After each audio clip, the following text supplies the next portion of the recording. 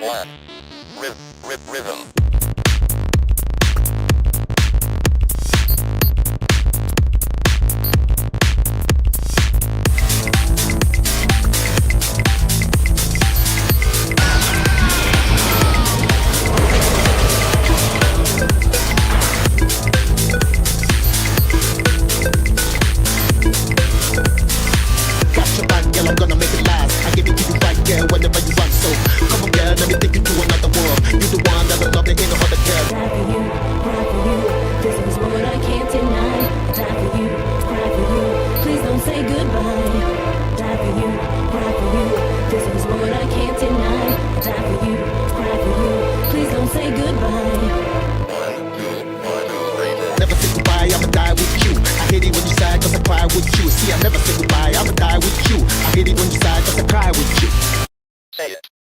Say it.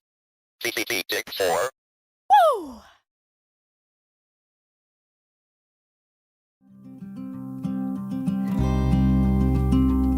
What's up, folks? How you doing? This is HUD Zero, Torrance Hudson, here with Gaming Treble. Once again, it is Sunday, June 1st, the beginning of the month. And boy, oh boy, we got some amazing topics to talk about today. And of course, I want to talk about my awesome brethren, my co-host with the most. Let's go with a round of applause and everything. Let's talk about our friend to my right, Johnny Alicia. Oh, Johnny. I'm Johnny Alicia. I love retro gaming and gaming history. Let's do this, gentlemen.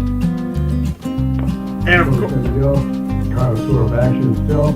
We're killing the impersonal calculator. We're ready to get personal next week's time.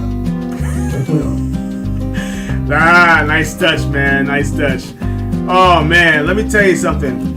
We have some amazing topics to talk about today, and I'm actually excited about this week because you know what's going on this week. all things are going on this week. Oh yeah, a lot. That's what he's alluding to, though. Yeah. Something big. Something big is going on this week. We're gonna talk about the future of games, man. We're talking about Summer Games Fest. We're gonna talk about this. We're gonna talk about all of our thoughts later on in this podcast. But of course, we want to talk about a few topics that we kind of threw together because these are things that are near and dear to our heart, and of course to a lot of awesome players out there. And I'm telling you right now, everyone can't see my face, but I'm actually going to fix that. I am going to fix that. There I am. There you go. Look at me. I'm beautiful. I'm fantastic. Oh, yes. I'm blurry. Why am I blurry? I was waiting till you took his face off, man. Yes, unbelievable. Oh man, see, that's the little things. The little things. I hate that. All right, here we go. Also, we're having fun. Yeah, but you forgot. Yeah, well, A system coming out this week. oh, that's right. That's right. Oh, the Switch 2. Are you guys going to be getting that? Are you guys going to be? I'll definitely be getting it. I'm definitely getting it on Thursday for sure. I have a shift to me. I'll probably check it out. Well, I mean, me personally, I mean, everyone's been talking about the Switch 2, and I'm mixed.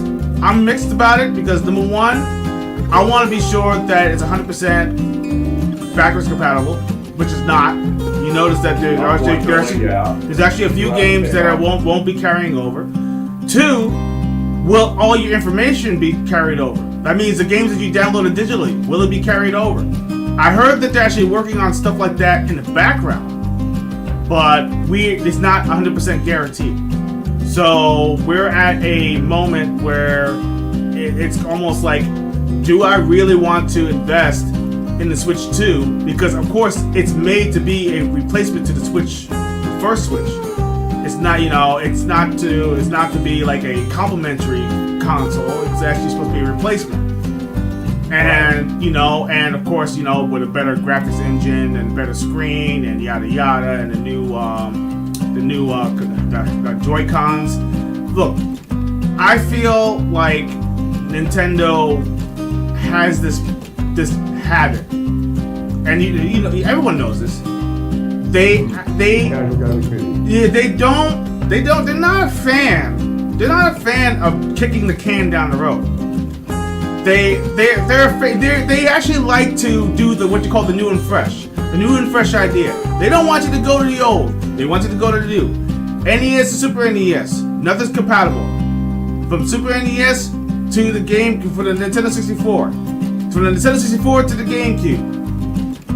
All these things were not backwards compatible. None of your cartridges could be carried over to the next gen.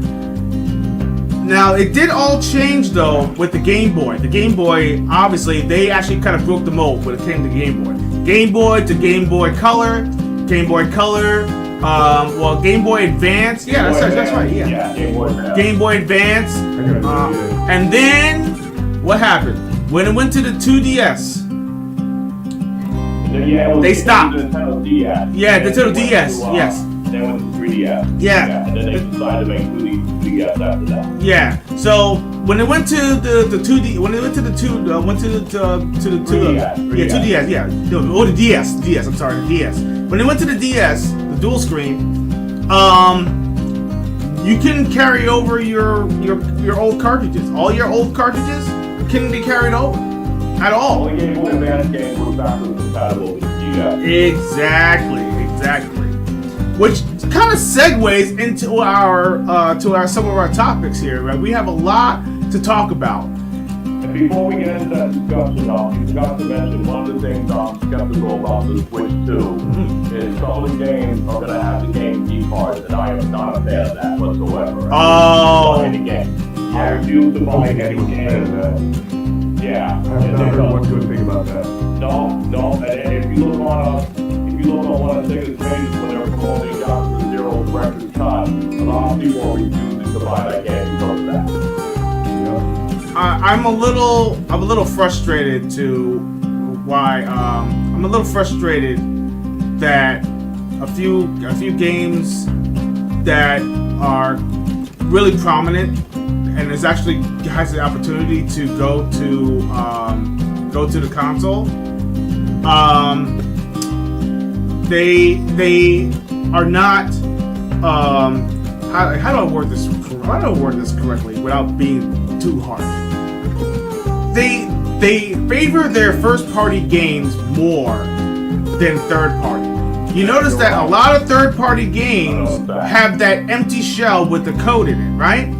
But the first-party titles, they are direct to console. They're direct to console. They'll pour the money into these little things, and he said, "Oh, now all the information is on the little shell, in the cartridge." They're doing that with Street Fighter 6. They're doing the game key card as well. See, this is what I mean. But here's the thing: you can't use the key card unless you're online. You can't use the key card unless you're online. The key card will not work. It will not work unless you're online. That is a problem. That's a huge problem. So everyone who actually doesn't have access to internet, you're shit out of luck. Pardon my language, but they are. And I feel like it's really a sad state of affairs when it comes to certain games. That people are looking forward to. Of course, you have the diehards. You have those who are Nintendo fans to the end. But there are those who are just getting into, consoles and stuff like that. They're going to be completely confused. They're going to think, did you hear? Okay, here's another thing, and this is another kind of tidbit to the Nintendo Switch 2 kerfuffle. You cannot play the console if you get it early. There's a day one patch. Yeah, there's a day one patch that you have to download to even activate the console. The console will not work. It will not work at all. If you get it early, let's say you get it off the back of the truck, you bring it home. I'm excited. Nope. I got a question. No, you gotta wait. You gotta wait like everybody else. Why? What is it for? Why do you keep on? Why do you on like why do you wait? What is it for? Is it about server issues, bandwidth? What is it? Why are you doing it? I don't understand. Well, It's going to practice like stop the hackers or the mods or... you know what? The hackers already are heavy. Always heavy. Nintendo's doing everything they can to stop them. You know Nintendo. I tell you, You can't have security issues that punish the players. That's a great way to lose your fan base. Yeah. I agree. Some of the pundits out there are going to sit right there and defend it and say, don't you want to actually have protections on your console? Listen, we have software for that. Yeah. Or this is warranty at Best Buy school, you still get another one. Give me my guy. Exactly. Let's do it. Yeah, it's like make it make sense. Yeah. It doesn't make any sense at all. Not really. Like the game key card is like, why even bother? Just make it, if you're gonna do something like the digital ROM, just make it digital. What's the evil point? I don't know, man. I feel like you know they're completely missing the boat on this. And they're releasing games that are already out on the console. Exactly. And those little cards carry They already feel like I was going to get this too. They already have it here. I'm not going to get it. Yeah, exactly. And those little cards can carry so much memory. Down to the 0 director's time, it's like 47 gigs. You mean to tell me that little card that can pull like up to 100 gigs can't fit into that? Yeah. I mean, what are we doing here? You know? Well, I tell you what. When there are little memory cards, smaller than that, smaller than little cartridges that can hold 1 terabyte. So you're telling me, you're telling me, and here's another kicker. You can get it for less than about $80-$90, which is basically what they're asking for the cartridge. Which is exactly what they're asking for the cartridges. They are asking for 80, and you're telling me that you cannot fit the whole entire game plus whatever it is on those little memory cards, and you can't do. You have to do a code? Really? Yeah. Holy cow! There's a game is afoot, and it's in your mouth. Really? Holy cow! I don't know what's wrong with I don't know what's wrong with some folks. I mean, especially when it comes to new games, when it comes to new consoles, Nintendo has lost touch. Xbox, did no one learn from Xbox One? Xbox One destroyed the momentum of the Xbox brand. It destroyed it. No, literally, it leveled it. Okay? Ground zero. Leveled it. And they were not able to recover from it at all. There was no recovery. None. The respect was completely out the window. Completely out the window. And they're not learning their lesson. And you know what? Now they're being radio silent. They don't want any of that drama. They're gonna release the console anyway. They're gonna say, no, we still have our hundreds of millions of loyal fans. They're gonna spend their money on the console and the Joy-Cons, no matter how much we raise the price on them. $70 freaking Joy-Cons, $70+ Joy-Cons, $80 plus games. You know, and the mic, which you can't use any other mic. You have to use their mic, their little microphone. Yeah, their little all that stuff. They're saying, you know what they're telling us? They're telling us this. They're telling us that we're too good for all of you. We can do whatever we want because we're Nintendo. That's it. That's it. Point blank. There's no other way around it. And I feel like Nintendo is completely lost touch, which is the reason why I lost respect. I love Nintendo when it first came out. It had a lot of memories. It's prominent to a lot of gamers, to a lot of players out there. But I right now, I mean, me growing up, seeing how all this is going on, it's not gelling, man. It really isn't. It's sad. Which I want to segue into some lost and forgotten games. Yes. Let's talk about that. Let's get away from that. Let's get away from all that nonsense. But let's talk about something that actually is so prominent to our to gaming today. The lost and forgotten games. The games that kind of fell under the radar, that we actually played, and people either A, heard about it, maybe kind of caught wind of it, and also the games that you don't see any new sequels or anything in the wind of a new sequel or remake or remaster or even a what do you call it? How can I put this in a more of a I guess a spiritual successor to the older games. And I have a list of games that I actually kind of put on there, and I want you guys to kind of give me your thoughts of these games. And if you have any games that you want to add on to the list, feel free. Oh, I know you do, Johnny. I know you do. And Tony, I'm pretty sure you have a couple of that in the back of your mind. So let's talk about this. I heard rumors that they're actually planning on bringing back Legacy of Kain. Legacy of Kain Soul Reaver. They're thinking that I heard there's rumors. It's not even real. But that's a game that was so amazing. Came out for the PlayStation 2. Came out for the PlayStation 2.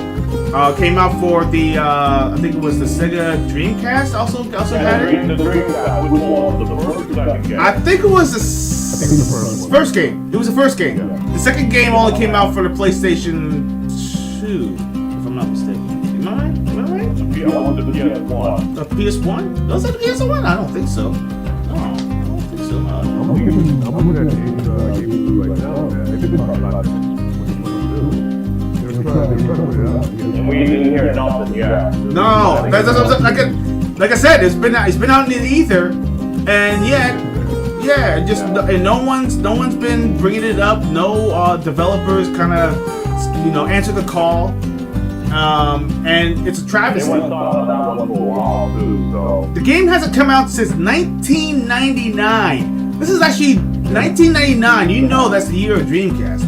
It's yeah. And people got excited. People got excited about Soul Reaver.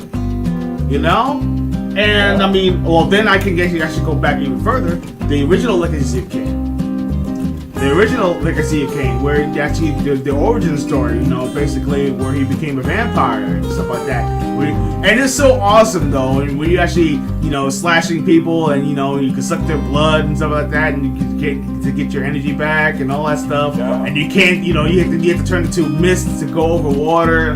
Man, it was a top-down action type of game, and I loved Legacy of Kain. It came out for the PS1. I actually enjoyed it. I think, yeah, it came out for the PlayStation 1. Yeah, PlayStation 1. It came out for the PC.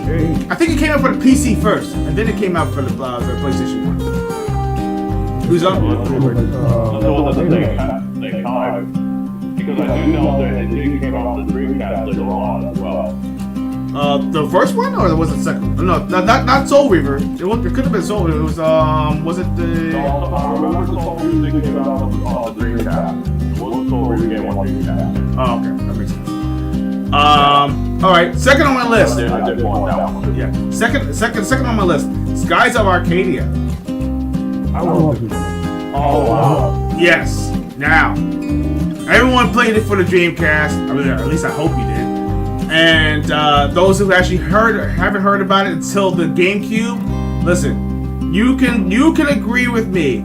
Everyone likes a pirate story about a couple of like a crew of rough and tumble pirates going out there doing good, trying to face evil, just for the heck, just to do it. Sort of like One Piece. Yeah. Yeah, exactly. That's very much what it is. Yeah. But Yeah. check this out. What game have you played as a pirate of Michael Jackson? Can't think of any, but Skies of Arcadia is the only one. Oh my god! Wow. So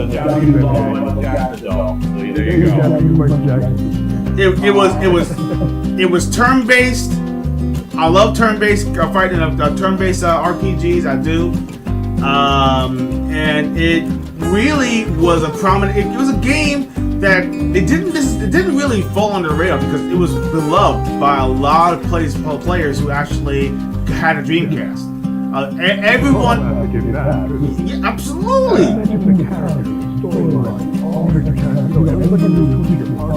Oh yeah. Yeah, it was like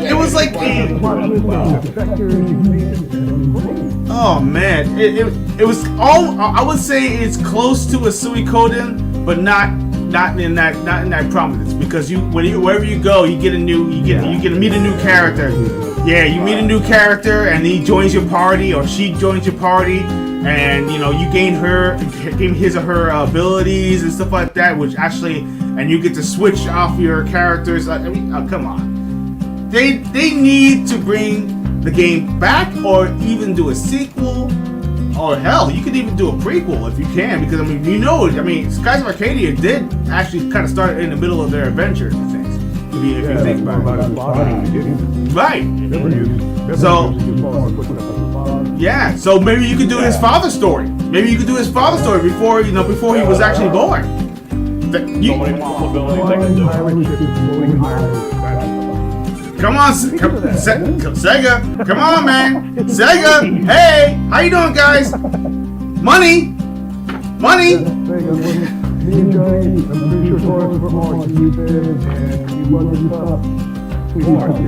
Listen, Sega's initiative right now is to bring back old IP. Skies of Arcadia should be on the list. Holy cow! Okay, another great game. Dark Cloud. It actually came out for the PS2. I remember when the PS2 first came out. I think it was like within the first year it came out. I think it was, or the second year. I think it was the second year. Yeah, in 2000. There's dungeon crawling. You had city building. You could actually be able to, fix, you can actually build the cities and stuff like that. You gain allies and stuff like that, so you can get new powers and weapons and stuff like that. I love it.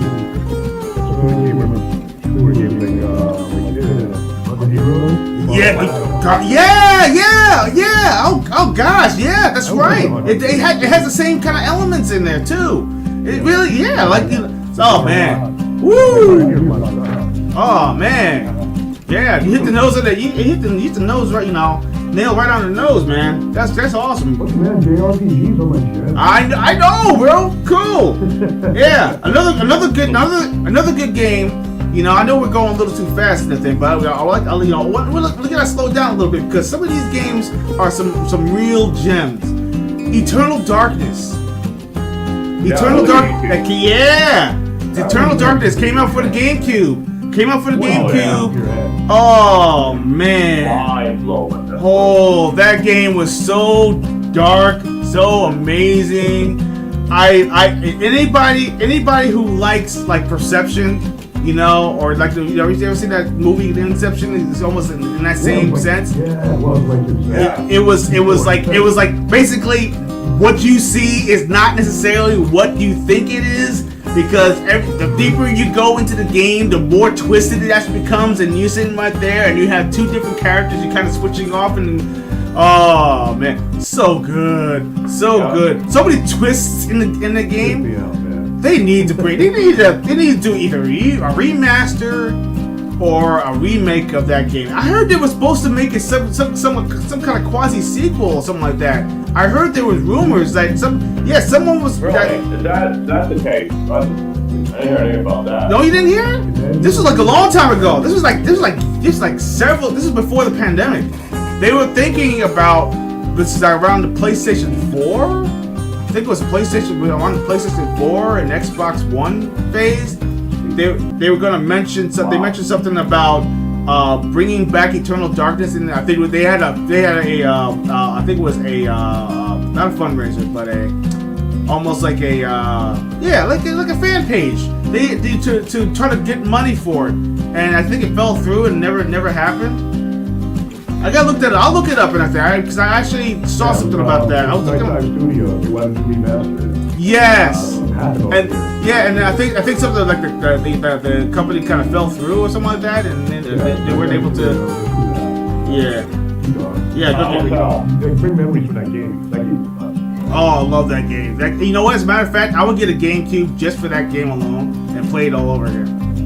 You know, that and Resident Evil. The remake. Yeah, the remake. The Resident Evil remake is actually available for the Xbox One and the PS4 as well. Oh, I got the Resident Evil 4 According to disc. the thing I found from Game Rant, Okay. the CEO next time said Nintendo was gun shy, and that's why it hasn't used up. They're gun shy with third-party developers. They're not third-party developers.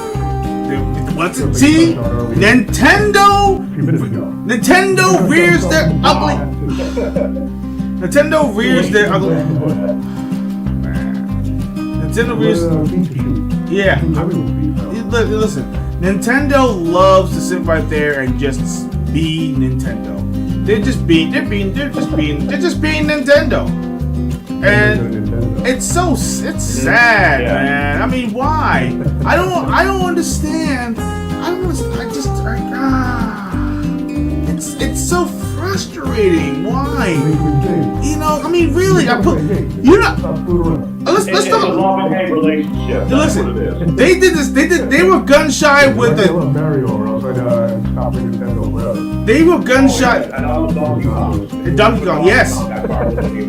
The IP's named them for being There you go. That's when Nintendo got ruled by the cojones. Listen, that's one of the reasons why I'm getting the Switch too, is because that it was Donkey Kong, but that's mine. It looks so good still. Doing my analogy that comes from that, Nintendo is the Disney. They literally are the Disney of video games. Like today's Disney. No, today's Disney. Yeah, not that Disney of old. Yeah, today's Disney. They produce classics too. I mean, they just They really don't get it. They completely just missed the mark. Out of touch. Way out of touch. Me too, man. My first, the Game NES was my first video game system. You know? Okay, here's one that's Johnny's favorite. The Suffering. Yeah. The Suffering. And its sequel. The Suffering, yes. The Vibe, yes. That was a great one.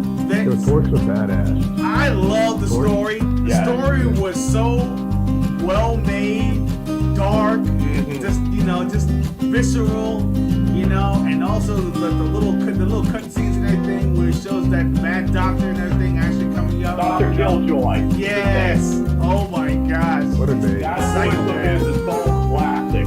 It's like he sounded like a 1950s mad scientist. Like, the voice of him was just so perfect. Chef's kiss. Yes. And I love the story because how he just came to be.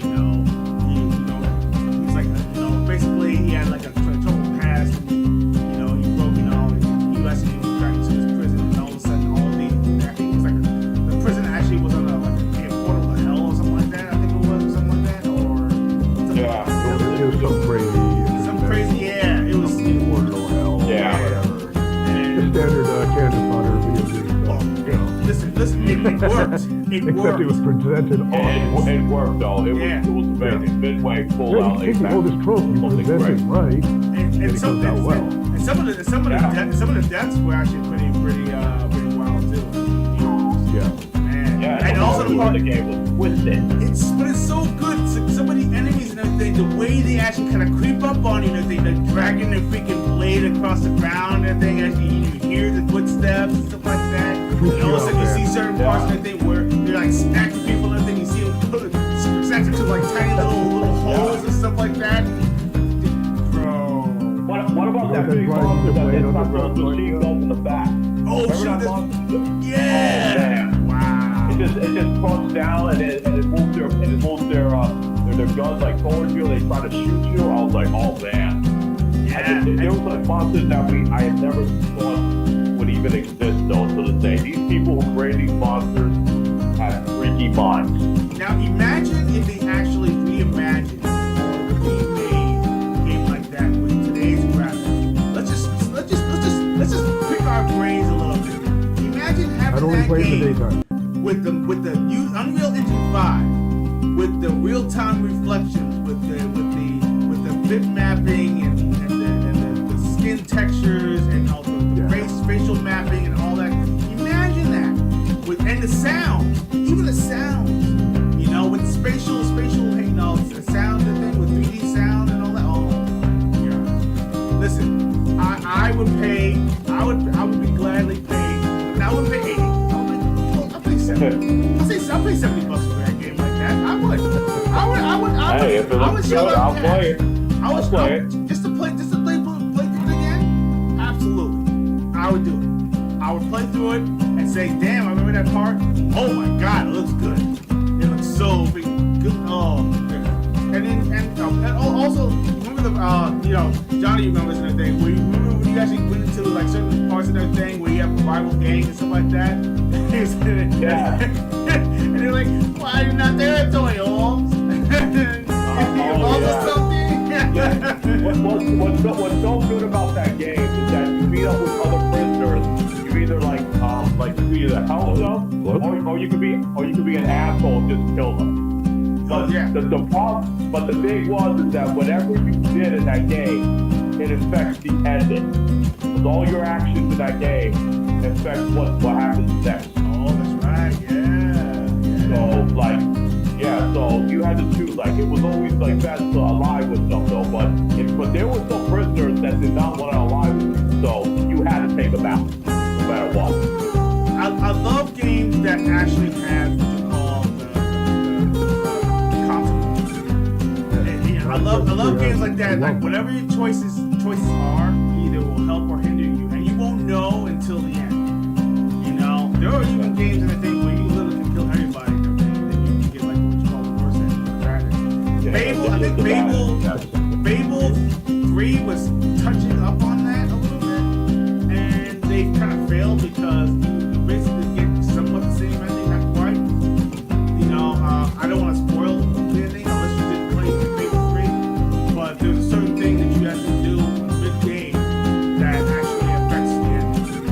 And and I was like, and it has something to do with what you did or what you said and stuff like that, and how you had to help the town. Okay, I'm gonna replay now. I had no idea there was multiple endings. Yes, there is. And, Oh yeah. And you'll see, and you'll be like, what? And if you actually do the certain. And then there's the second game too. The second game had multiple endings. And yeah, I saw all of them did. No, I thought the first one did. The first one did too. Yes, it did. So the first one had multiple endings, and the second game did as well. Yeah, the third one was not. It didn't really have that many options. Wait, no, there wasn't a third game. We're talking about the suffering still, right? Oh no, we're talking about Fable, but We're talking about Fable. suffering only had two games. Oh yeah, I'm sorry. Yeah, Fable. Okay. Yeah. I'm sorry. I kind of Sorry segued about into that one, but definitely the suffering though. It needs a reboot, a remake, or something. Yeah. And it's always has something to do with licensing, or it has something to do with I think it was Visual Games that made that game, or was Midway did. Midway. Midway. Oh, Yeah. see, now there's a problem. Everyone WB has the knows. rights to the Midway games. Yes, I don't understand why they're not doing it. freaking B. W freaking B. The bane of the gaming industry. The one who ruined Mortal Kombat. The one who decides to, we're not going to bring out any more arcade versions of this, that, and the other thing. Oh, no. You know what? You guys are fine with the old compilations.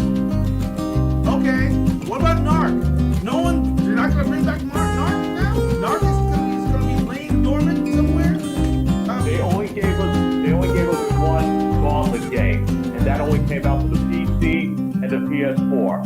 I want more Gauntlet. What happened to Dark Legacy? We got Legends, Dark Legacy. Come on. Oh yeah. What's going on? They could Seven definitely. Stars was okay though. Seven Stars was alright. It was just too short. It was way too short. Way too short. I think I have Seven Scrolls. Yeah. As a matter of fact, I had that on my. Yeah, it was a fun game though. But like I said, I mean the game was just like too short, but it was just like it just didn't live up to Dark Legacy. It was trash. I wouldn't call it trash though. Yeah. It was okay. It was okay. It wasn't a great game. Yeah. And here's another one. Bully. The quasi Grand Theft Auto-ish type of game made by the Oh man, friends at Bully! Rockstar Games. God. I want to play that game again. Dude, I know it's on the 360 Oh, that was a though. laugh. The That game things- was such a laugh. The things you can do in that was such a game, funny game. the things you can do in that game is something you cannot do in regular society. But then again, regular society you have to start to do basically what you see in the game now. So I guess it just kind of went full circle. Sad, but Some true. people are living like GTA in real life, man. Yeah. The lines are getting blurred. No, I understand it, but we are due for a Bully 2 though. I mean, I remember there was rumors going on saying they were going to do a Bully 2, but then something came about though. You know what it is? Rockstar was so busy. Rockstar is so busy. Was so busy behind Grand Theft Auto 6. I always consider that the main reason why they didn't want to pull their resources in it. They poured their whole entire staff into freaking Bully. Oh, that's right. They wanted it to Grand Theft Auto 6. They didn't want to separate their resources. I guess. It's, Yeah. Well, Bully could get they're doing it now. I mean, they're doing remasters all over the place, right? Imagine they give it the same Grand Theft Auto 5. The Grand Theft Auto 5, because they actually did remaster or a rebuff or whatever it is, and then they brought out another version of it with cleaned up graphics, and then they brought another version of it, and then with updated graphics, and everything with 60 frames per second and all that stuff. I think that was the last patch that was put out on Grand Theft Auto 5 before Grand Theft Auto 6 comes out this year. Why not Bully? Why not Bully? Bully is a great story. Yeah. I like the story behind it. I mean, it was, a perfect boy, who had a troubled past, and, decided They can to, cross over too. How to fit in, yeah. They can cross over with Grand Theft Auto if they brought it back. yeah, they could Absolutely. have him older, I guess, and get involved, I guess. I don't know. Maybe. Oh, No, probably they did. can, they can mention them in the mission and show them whatever they're doing. Either that or they could just introduce a new character. They could do a new character and then have you could go to different schools. Yeah, that's a good idea. That's cool. And since they like to do gender swapping, which is actually something. I mean, I'm not a big fan of it, but then again, why not have a female version of whatever, going to the all-girls school and everything, and having that or whatever it is, and they have And make the girl character. Yeah, Yeah, why not? exactly. People will check that out. Yeah, Yeah. Why not? That's what we're playing. People play games starring girls all the time. Nobody cares. Exactly. Just want a good game. Why not? Yeah, that's it. Why not? I feel like that would be cool. I think I'm all for it. almost like Sacred Heart on steroids. Oh boy. All right. So anyway, let's go to number let's go to number 7. Let's go to number 7. Condemned. Let's not talk about Condemned. Condemned. Criminal Origins. Dude. Which one? Condemned. Criminal Origins. The first game. Oh my goodness. Listen, Oh when my it came out for goodness. when it came out for Xbox 360, let me tell you something. That game deserved all the praise that it actually got. A first-person, detective-like story that had a very, very dark story. Yeah. Story behind it. You know, Oh, yeah. You're a dried-up detective, you know, who's going deep into the story about a serial killer that actually is pretty much pursuing you, not the other way around. And you know, and then the clues and everything get deeper and stuff like that, and you deal with all these weirdos and you know that just kind of pop out of nowhere, and then you guys rip pipes and freaking electric circuit out the sockets that they use as weapons, and you know, and your gun is limited, and your gun is limited, so you have limited ammo and stuff like that, so you can't use all the bullets. Your light actually has a battery life, so if it runs out of battery and it's flickering and you're in a dark spot. You had to use planks too as well. Yes, and even worse, the part with the mannequins, that part, I think actually gives the game That part freaked me out, especially playing that at night. I was like, my what the God. hell is this? That That was in the mall. That was in the abandoned shopping mall. Exactly. And you were given clues, and then you saw things moving, you're like, what the heck? Oh my gosh. And you were getting kind of nervous about it. So, oh man. Great story, great game. The demo one was good, and the second game was pretty good too. Second game, yeah, it was, the second game left us in a cliffhanger. It did. Oh man. It did. So, The second game took it up a notch because there were so many ways to finish your enemies off. That's similar to what do you call it? Pain Pro, not Pain Pro. It came out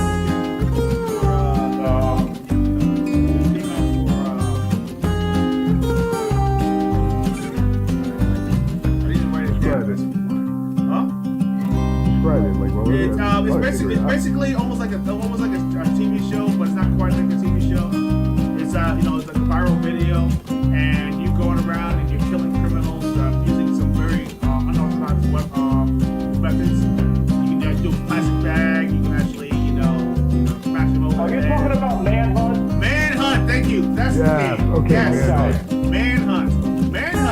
Now it's a game that's very controversial. Great Yeah. graphics, but it was awesome. Yeah. Now. I did play the second game also though, but the first game was way better.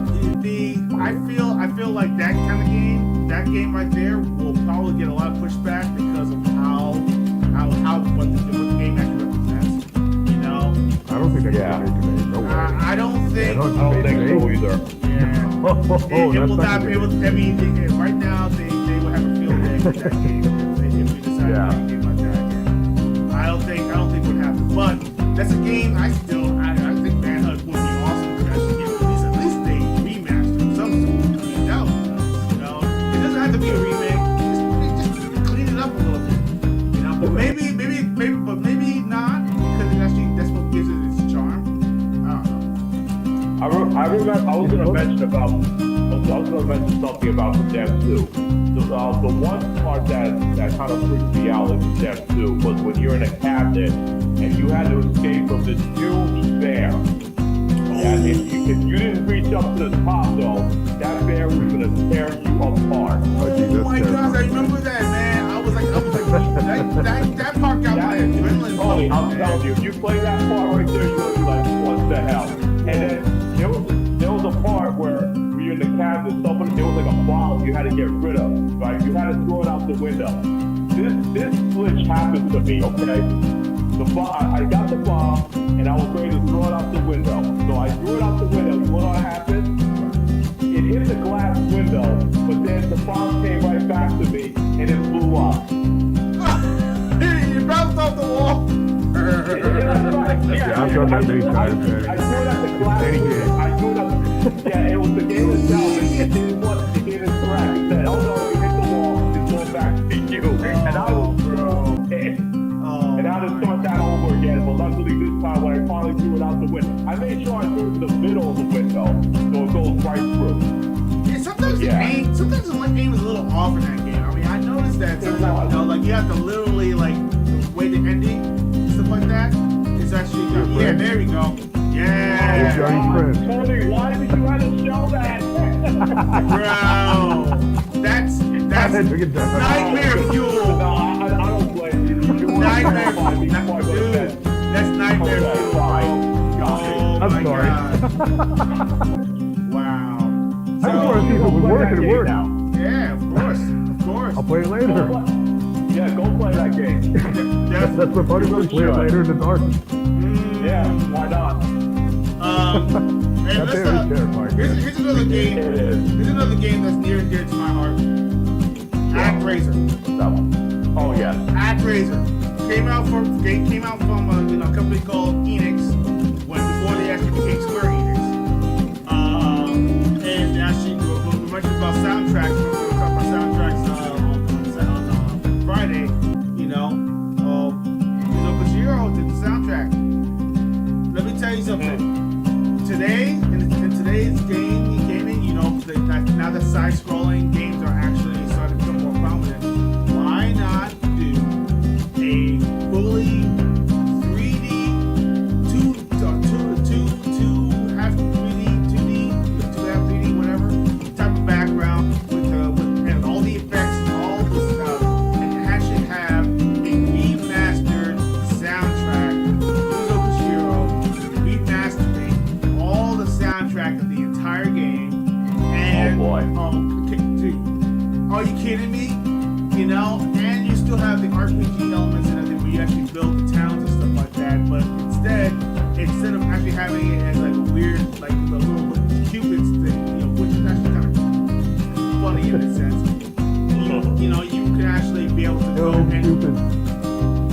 lead off the people and actually see the actual battles happen when they close down the portal and stuff like that, and build off the town, and you gain their souls and stuff like that, which is pretty awesome. I think that a game like that will be an amazing game if they can remaster that particular game. Right. What do you think? Absolutely. Yeah? No, I would love to see it. Absolutely. Looking at pictures of it now, it looked amazing back then. I can only imagine what they can do with it now. So is there any mentions of is there any games that come to mind that you feel like are lost and forgotten that needs to kind of rear its head again? You want to go first, It showed right in our intro. Elevator action. Oh yeah, you mentioned that. Yeah, elevator. We mentioned that when we were offline. Yeah. I want a 3D version. 3D, third person, elevator action. Same type of game. You're running around through buildings down hallways, right? Taking documents. What? Third person, 3D. Another video together. Imagine all the new gaming elements you control. Okay, that's You can even make it more action. That sounds pretty good. Yeah. Don't lose the heart of the game. That's the problem a lot of games do when they remake stuff. Like, it was that final fight when they came out on the Xbox. Oh, that was Well, about my too street far from the line. source material. Yeah, street line. Yeah. So keep it hard true and make it yourself. Yeah. okay. You know what? I can see that. I'm thinking the elevator action where you can actually get into elevator action. So you get in elevators, right? And you Yeah, of can course, go of these course. levels and stuff like that. But you actually have like basically the whole entire space. So you really have to have spatial awareness about what's going on. I think who's jumping on the elevator, going through certain doors, stuff like that. You imagine going through certain doors, you can actually be able to attack the enemies while they're there, stuff like that. Get to power-ups, or whatever. Oh, yeah. Or things of that sort. And make it more, well, it has to be. I feel like it needs to be more fast-paced because an elevator actually returns. I realized that it was more like the stages change. Yeah, the stages change. You get power ups. You can actually have a bomb move and everything to like the screen that guys are tree building, clearing, man. bomb. There was like an airplane level. Yes. There was so many different levels. I beat it like maybe a few months ago. I gotta replay it again. That's another one. And also, I mean, I think I mentioned it before. There's a light gun game, light gun version. There's a light gun game. Interesting. See, that I didn't even know. I checked that out. Oh, our friend Dorian Lindsay. He actually, how you doing, Dorian? Hey, Dorian. Yeah. What's up, Hey, buddy? listen, Yeah. he mentions Resident Evil What's up, Outbreak. pal? Resident Evil Outbreak. Outbreak, I remember Outbreak, yes. And there was Outbreak 2 as well. Right. I would, Online game. listen, hear me out, Capcom, hear me out.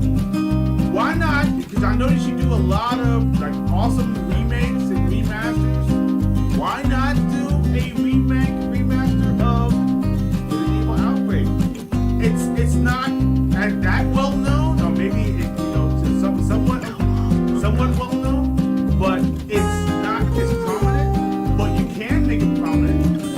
If you actually bring a game like that with a nice little coat of paint, Unreal Engine 5, use that freaking what do you call it, that re-engine. Why not?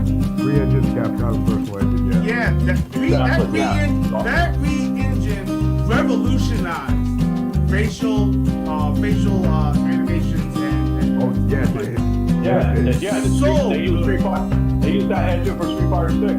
yeah, And 5. and 4, I 5 think. and Resident Evil. I think 4 though, but I Resident think Evil it was 6. 6 though they used it.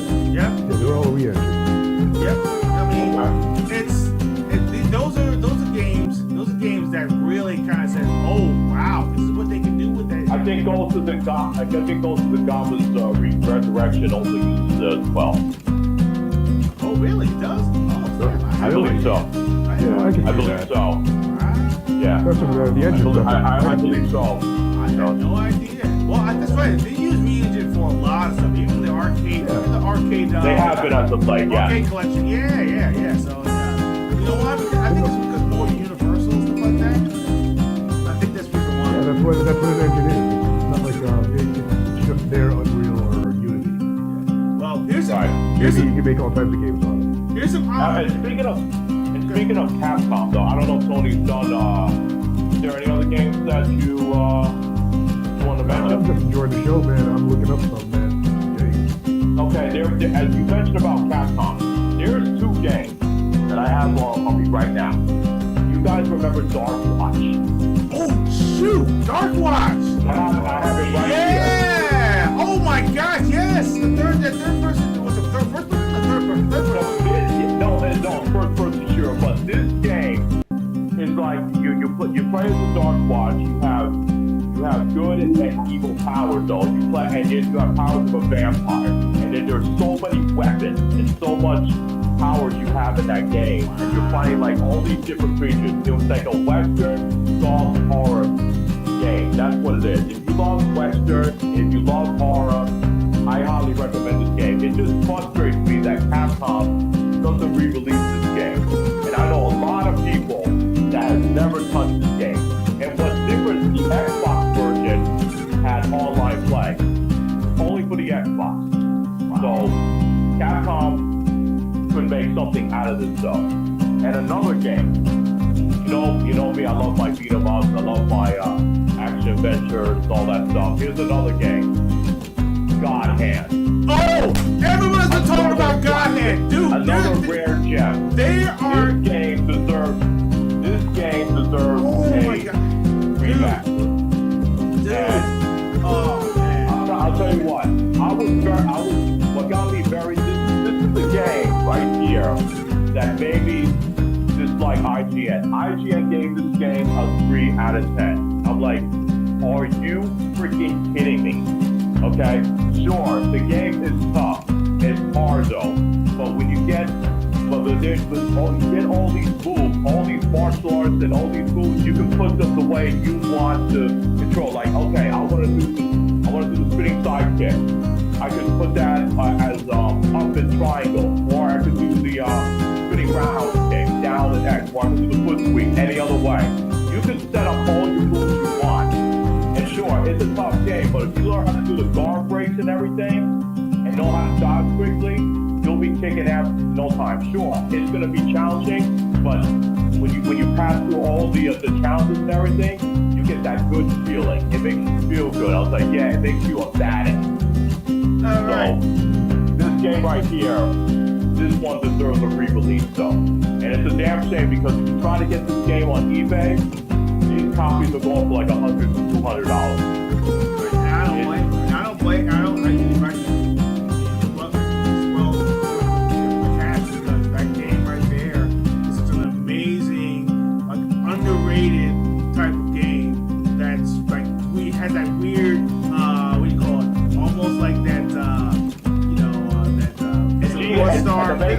This is a North Star, but a little bit of that. Exactly. Right. And plus the main character, Gene, he is such a badass. He is such, especially the smart ass remarks that he does when he's about to fight a boss. He's so freaking hilarious. I mean, I'm pretty sure Tony will like the character as well. If he likes Dante, he'll definitely like Gene. Oh yeah, I love that kind of cheesy stuff, man. She's a cheesy hero. That's me. I love it. Yeah. So, real quick, and then before we get to our first commercial break, there's actually a couple of honorable mentions and everything. I'm just going to kind of throw out there. I want to do what you call a bullet stream of different games that came up to my mind. Karnov came out a long time ago, back in 1985. Karnov was one. Cabal, another game that came out for the arcade. That would be nice to actually have like an arcade version of a remake of something like that sort. A remake of the Sunset Riders. Sunset Riders, I think has been. That's oh my God. We need I'm throwing out those arcade games because these are games that actually, are prominent from Konami. Why not bring games like that back, with a modern touch to it? Dominate the arcades again. Of course. Bringing these back out. Yeah. Dude, I don't understand why not. And one more game. They leave money on the table, man. They all leave money on the table. It's not a good thing. Absolutely. And one last game, that people actually kind of forgot about, and it was completely thrown on the table. I think people have mentioned it. Nightmare Creatures. Oh yes, Nightmare Creatures. Nightmare Creatures came out. Yeah. And the second one came out on Dreamcast. Yeah, that game needs a remaster. Make it darker. Make it visceral. Make it atmosphere, eerie. You can do that and do it people love horror games. That right there. Oh is yeah. like the epitome of a horror game in a sense. They came out. Oh my! The creatures. This isn't the same. They were creepy, terrifying. God. Oh man. Oh man, love the freaking game, and they need to bring that game back and bring it to glory. But There was one more game, and then we'll move on. There's another game that deserves a re-release or a remaster. Psyop. Oh, Psyop, the Mind Game Conspiracy. Yes, another great game. Holy cow. Yeah. Dude. Why is the WB not remastering this game? And the cliffhanger ending, we should have got a sequel for that game as well. Oh, everybody yes. loved that game. Man, yeah, they know. Before we go to break, I'd like to make a suggestion. I want somebody to give me a good Rambo game. I want a third-person action Rambo. Maybe himself, because Rambo's he was a stealth. Yeah. Of course. Okay. Absolutely. Metal Gear or Splinter Cell type game with Rambo. Yeah. They actually did attempt.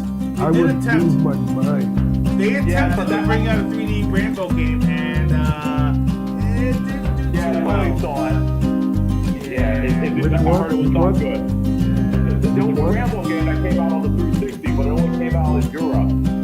The game was so bad I heard about that. I didn't get to play it. Yeah, it was trash. It didn't pass the radar. It was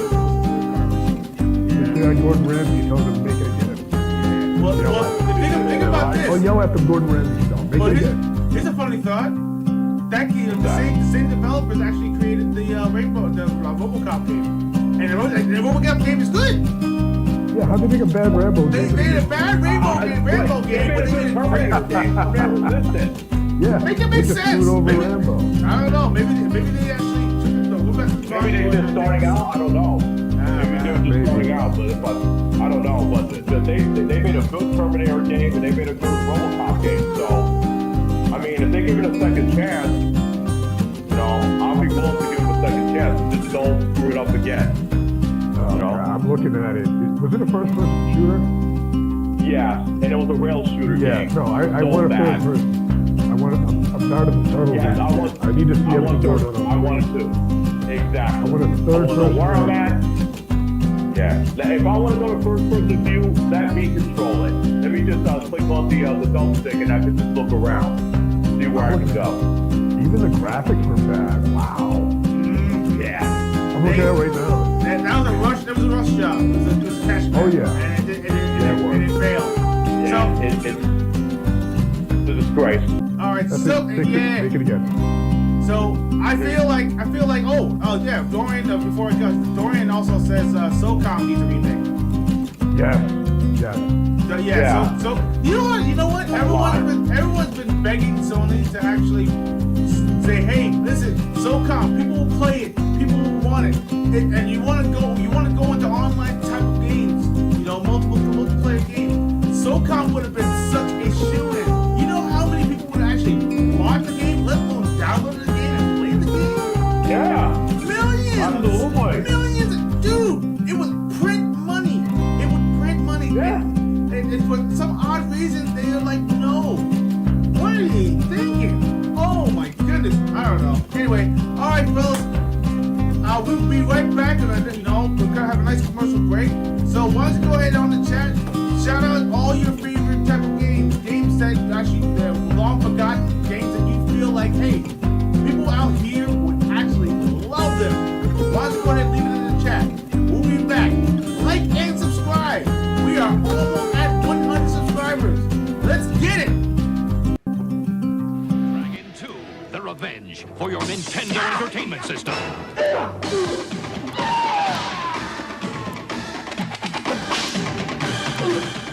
The best action game ever from Acclaim. The Acclaim wireless remote controller for your Nintendo Entertainment System. Gets you mobile in WrestleMania. In Flying Airwolf, its rapid fire means higher scores. Accurate up to 30 feet. The Acclaim official wireless remote controller. The power to move. Beyond the edge of reality lies a story of ultimate conquest, a story of war and friendship, a story of a love that can never be, and a hatred that always was. And now, the most anticipated epic adventure of the year will never come to a theater near you. Final Fantasy VII.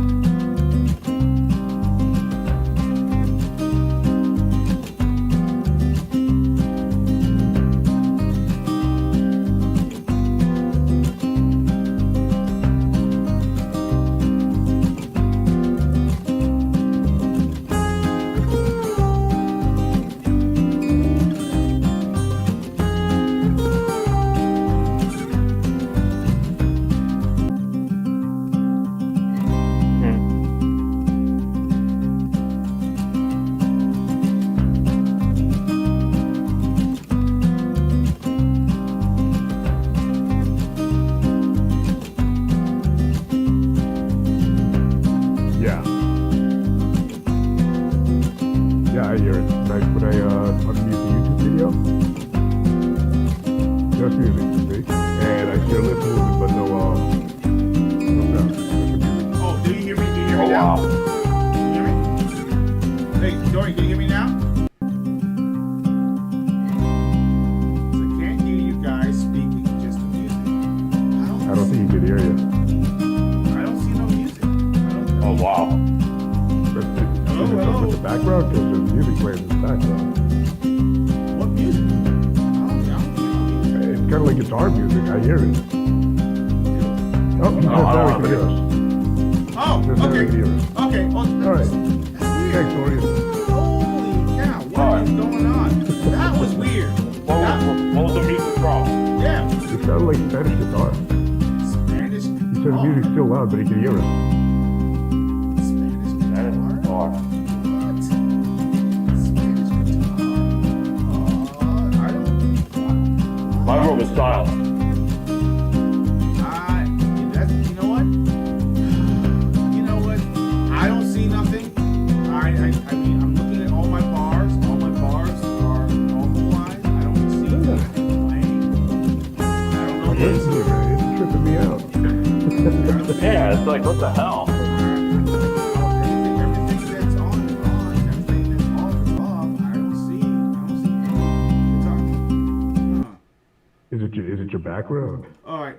Are you sure Dorian, it's do on you your hear background or it? anything? Do you hear it? Do you hear it now? I actually Hold on, I'm gonna try it I again. cut up a whole bunch of things now. Yeah, it's still there. Is it going now? It's still there. I can hear it. Okay. Well, is it going now?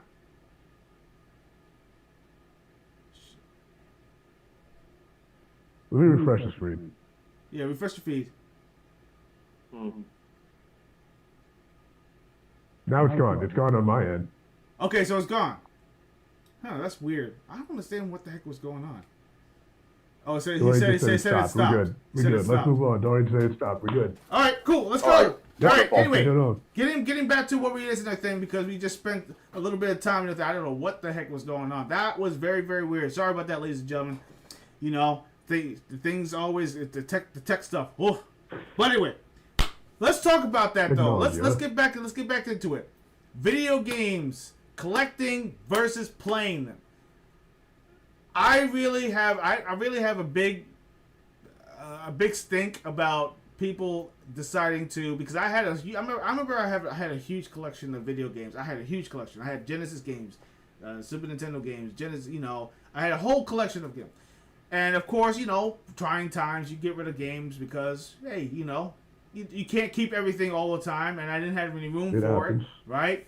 So Yeah, I give it out to happens to the best charity. of us. Yeah, give it to charity, or sell it for like low amount. Or if someone didn't have a video game, I just gave it away.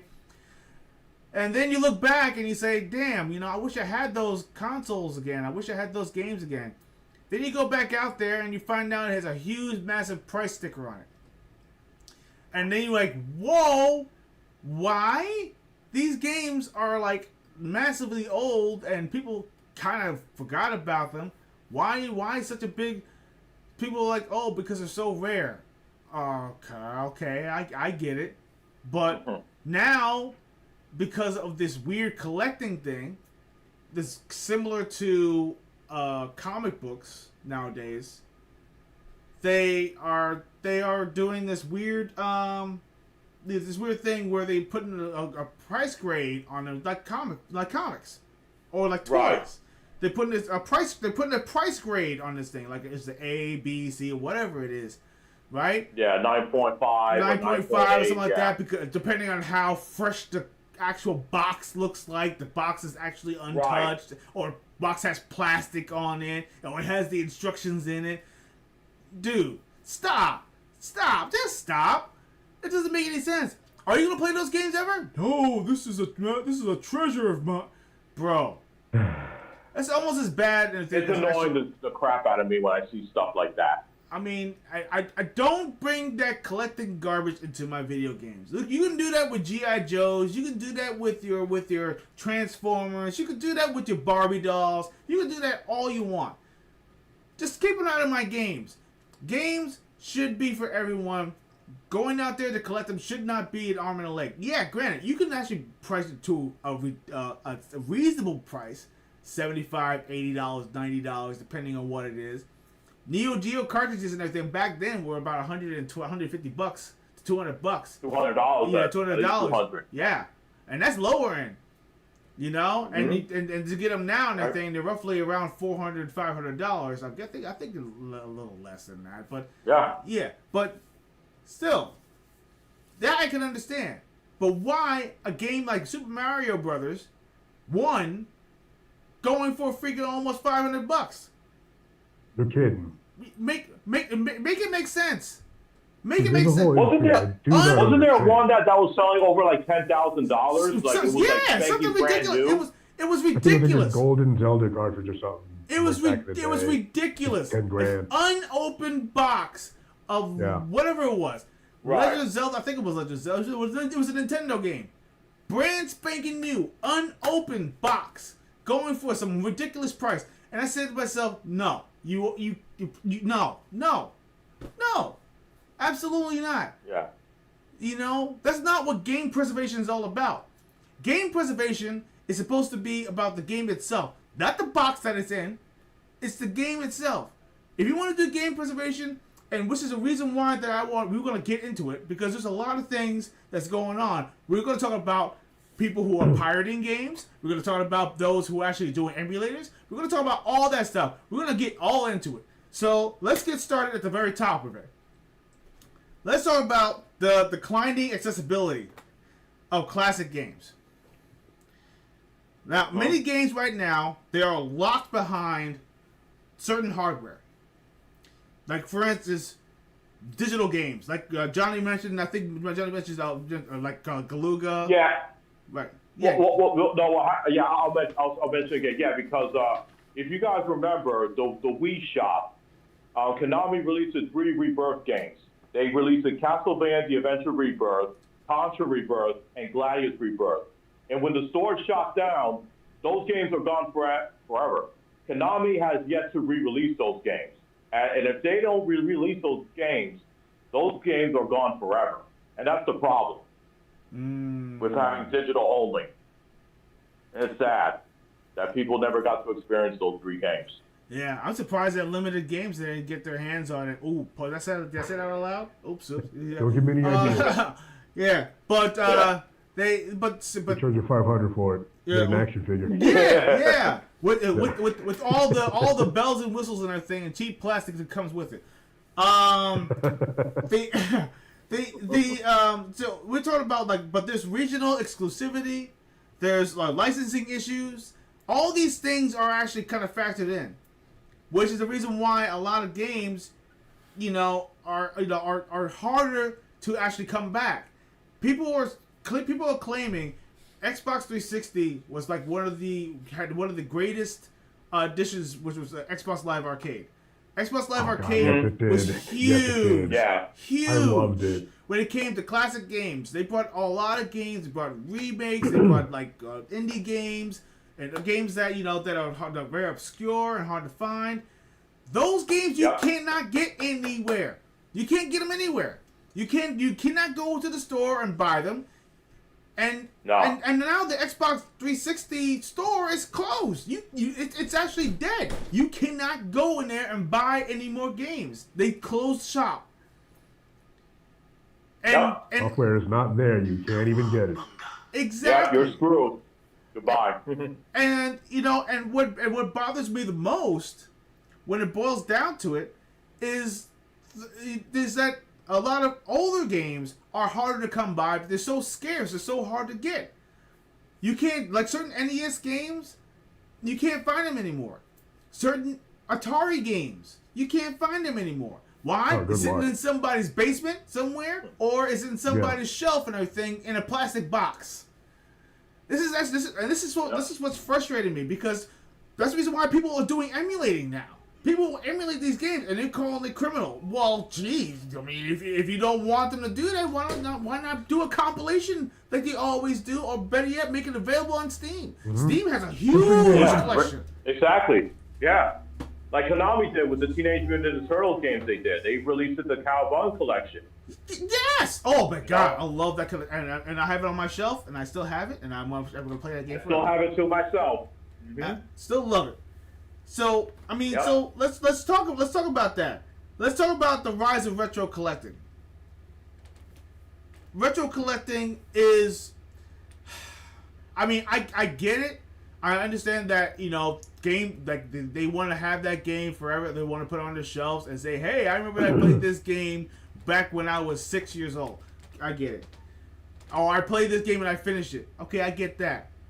But why are you gonna sit right there and go out of your way and get all these classic games that people probably never heard of, right? Or whatever, and just to say I got the whole entire collection of TurboGrafx-16 games, or I got the whole entire collection of Nintendo games, 64 games, or whatever it is. I have the entire collection. Just to give clout that, hey, I got it. Instead of saying, hey, you know, this is something that I treasure and I would like to pull out from time to time, put into my classic console and play it once in a while. Talk about it. I feel like it's a travesty that actually these collectors are actually making and really destroying the preservation of classic games. Go on ahead. Let me put it on the floor. What do you got? What do you got for me? To be honest, it's something I really don't understand. Why would you collect a game and just keep it in a box and not play it? I get it with action figures. I get it with sports memorabilia, baseball cards, that kind of stuff. Yeah, I get it. But this kind of collecting and car collecting are two things I don't understand. I want to drive that car. I want to play that game. What's the point? That's not the gist of it. I haven't looked into like how much people are making money off these things, but like the whole concept sounds crazy to me. Yeah. Also, it's another thing. You know, also I could add to it though. When I buy a DVD or a Blu-ray, you know, I'm not just gonna like just buy the movie because I'm just gonna collect it and put it right there on my shelf. I mean, it's kind of silly though. The reason why I bought that movie or that TV series is because I want to relive it. And when I'm buying a game, you know, I'm not buying it just to show it off and then people tell me, oh, because it's silly because the person's gonna be there. Oh, you have this game though, and you have it in collection. It's a real game. Have you played it? And then I say, oh no, I didn't play it though. I'm keeping it there as a collection though. I might not get to it for the next 6 or 10 years.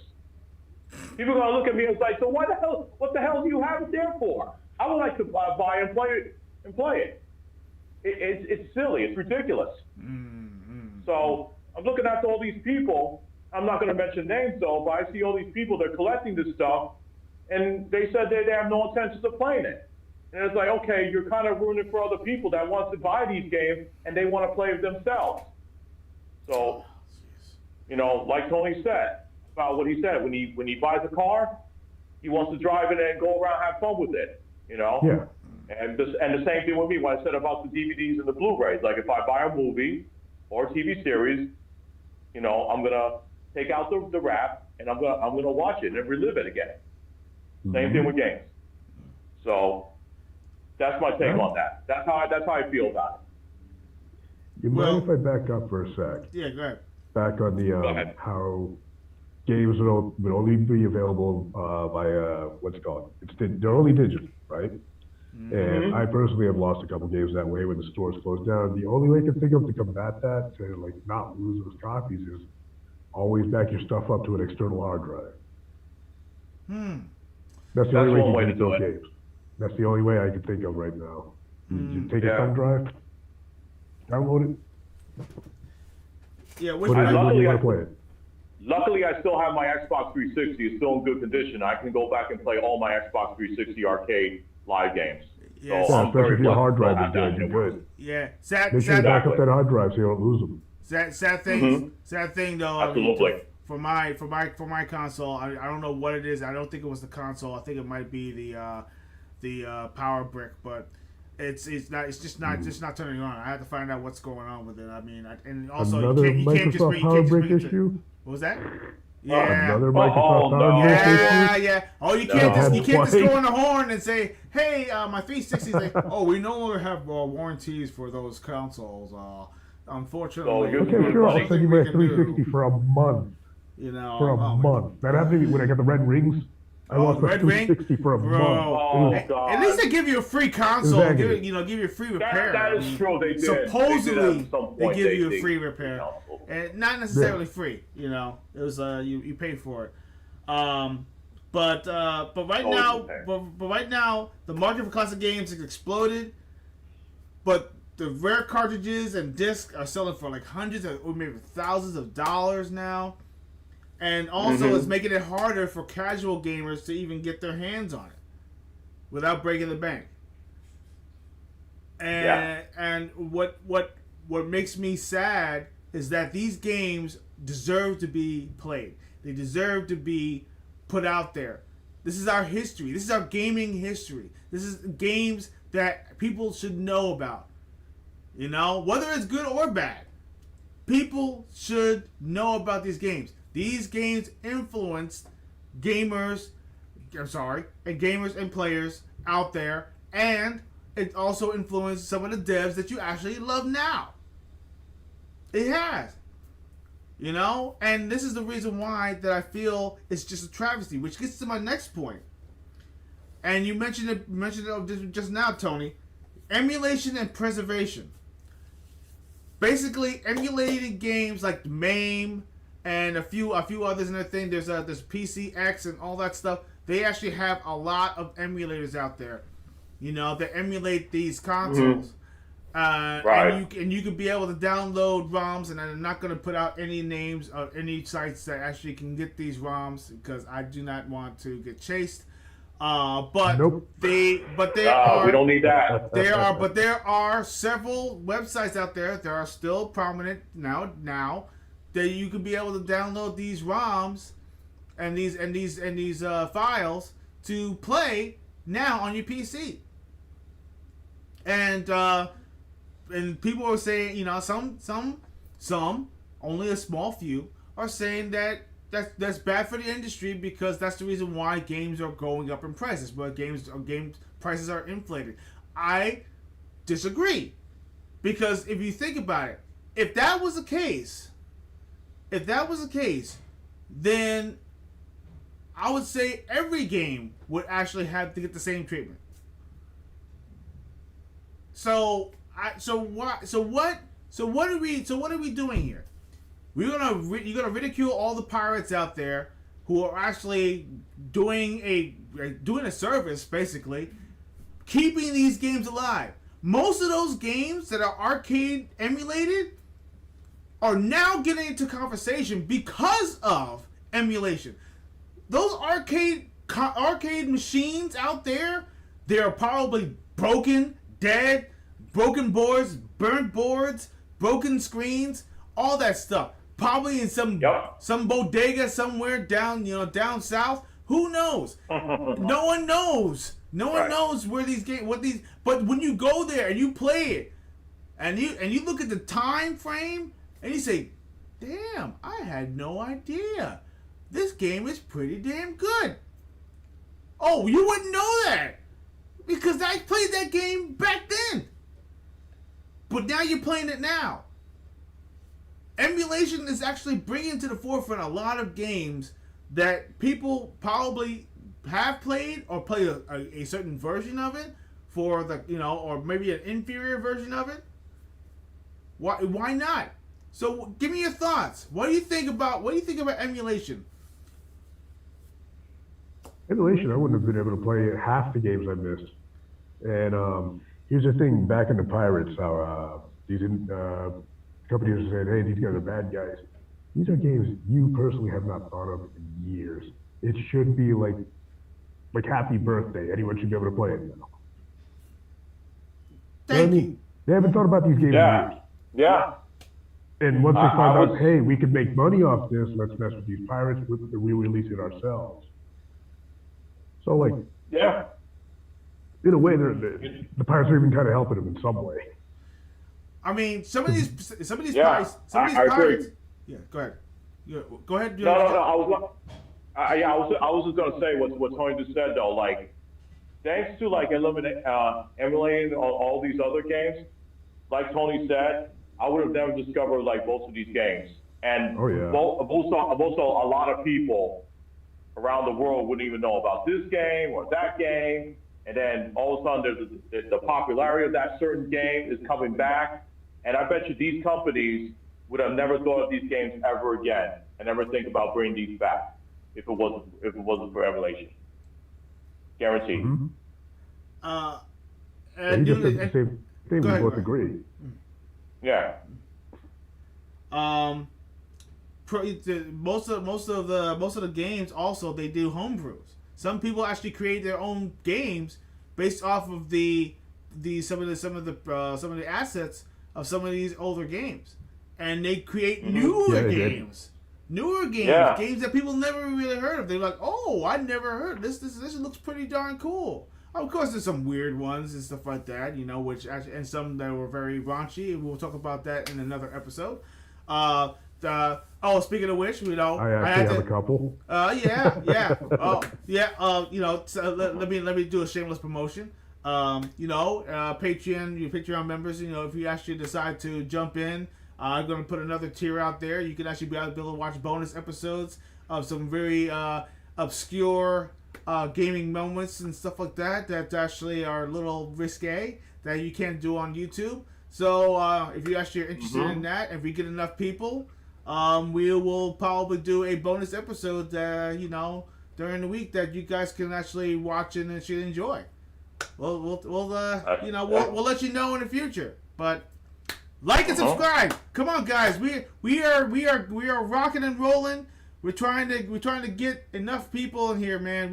We want more members. More. Come on. I'm pretty sure we got 80 subscribers, guys. 80. All we need is 20 more to hit 100. 100. Yeah. We got a giveaway.